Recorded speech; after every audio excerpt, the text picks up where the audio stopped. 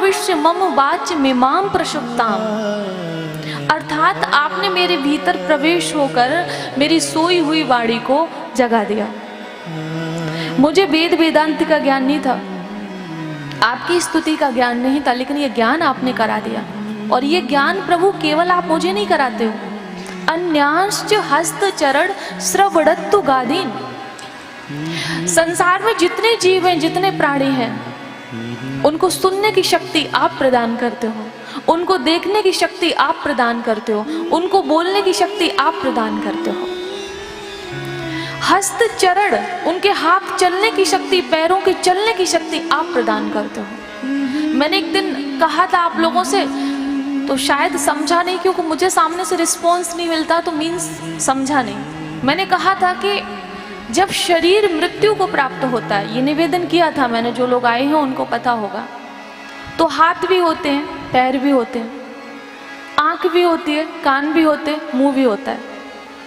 परिवारीजन, हितैषी, दोस्त, मित्र कितना रोते हैं, उसको हिलाते हैं, उठा उठा के पटकते हैं कि मतलब उठो, मुझसे बात करो, लेकिन सब कुछ होते हुए भी बंदा निस्तेज होता है। ना आंख देख सकती है, ना कान सुन सकता है, ना मुंह बोल सकता है, ना हाथ चल सकता है।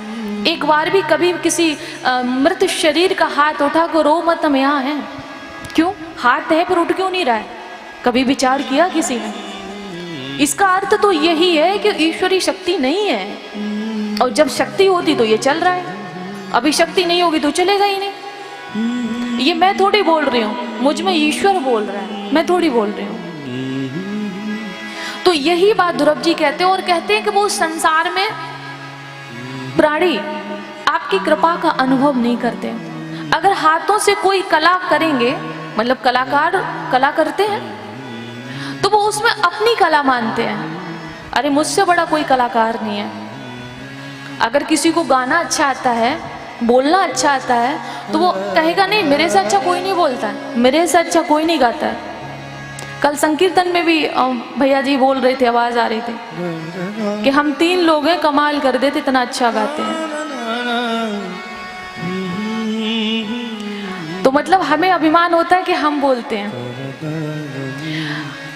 अगर हम कानों से अगर बहुत अच्छा हमको सुनना आता है, हमारे कान है ना, हमने सुना है, हाथों से कोई कला, कोई चित्र बनाना आता है, तो हमें अभिमान हो जाता है।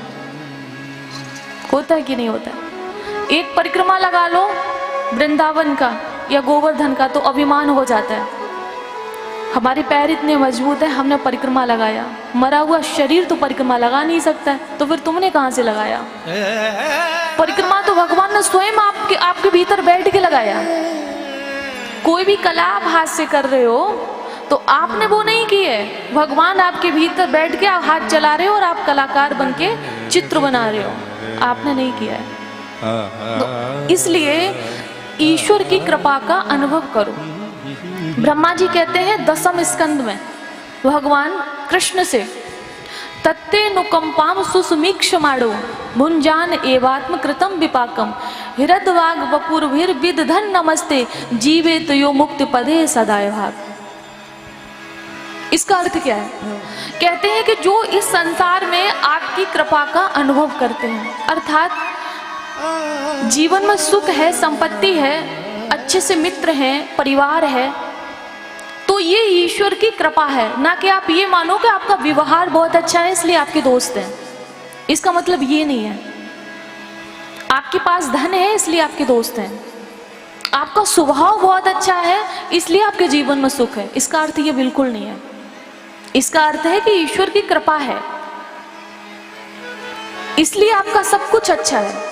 तत्ते नुकंपम सुसमीक्षमाणो भुंजान एवात्म कृतम विपाकम, जो प्रत्येक स्थिति में आपकी कृपा का अनुभव करता है। सुख है तो कृपा का अनुभव आपने दिया, और दुख है तो भी ईश्वर की कृपा का अनुभव। कि दुख जीवन में आया है तो हमारे कर्मों से आया है, इसमें आपका कुछ दोष नहीं है। जैसे माता सती ने कहा कि जो हमने किया वो पाया, इसमें विधाता का दोष नहीं है। तो हमारे जीवन में भी अगर कोई विपरीत स्थिति है, कोई तकलीफ है, कोई धन की कमी है, जो भी है, तो ईश्वर की कृपा का अनुभव करिए।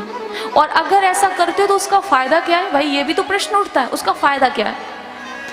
तो ब्रह्मा जी कहते हैं वो व्यक्ति जीते जी मुक्ति पद का अधिकारी है।